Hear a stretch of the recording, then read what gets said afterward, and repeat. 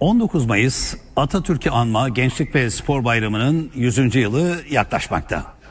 Samsun'da 100. yıl etkinlikleri kapsamında 19.019 fidan toprakla buluştu. Herkesin elinde fidan, herkesin gönlünde aynı heyecan. 19 Mayıs Atatürk'ün Samsun'a çıkış yıl dönümü yaklaşırken 19.019 fidan toprakla buluştu. Atakum ilçesinde 20 hektarlık alanda 100. yıl Kurtuluş Ormanı kuruldu.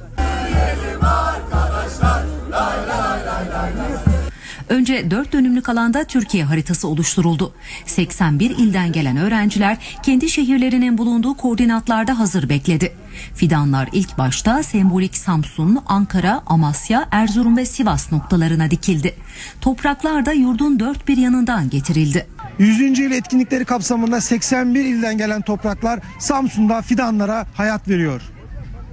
Fidan dikiminde 1919 kişi yer aldı. Ankara'dan geldiğim için çok mutluyum. Samsun'a toprak getirdiğimiz için çok duyguluyum ve çok güzel, onur verici bir şey. Anıtkabir'in toprağının Samsun toprağının birleşmesi bambaşka bir şey. Atatürk'ten buraya selam getirdik. Atatürk'ün Kurtuluş Savaşı'nı başlattığı meşaleyi yakmak ve Atatürk'ün bu yaktığı meşaleyi biz de gönüllerimizde 81 il olarak yaktık ve tek bir vatan aşkıyla tutuşup şu anda buradayız hepimiz. Arkadaşlar, 100 yıl önceki ruhu, milli hakimiyet ruhunu, bağımsızlık ruhunu diri tutmak, gençliğimizin tekrar bu ruhta olduğunu bütün Türkiye'ye ve dünyaya duyurmak için bu ormanı, Kurtuluş Ormanı oluşturuyoruz. Program yöresel halk oyunları gösterisiyle son buldu.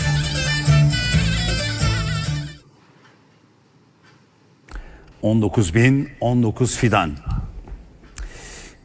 kutluyoruz.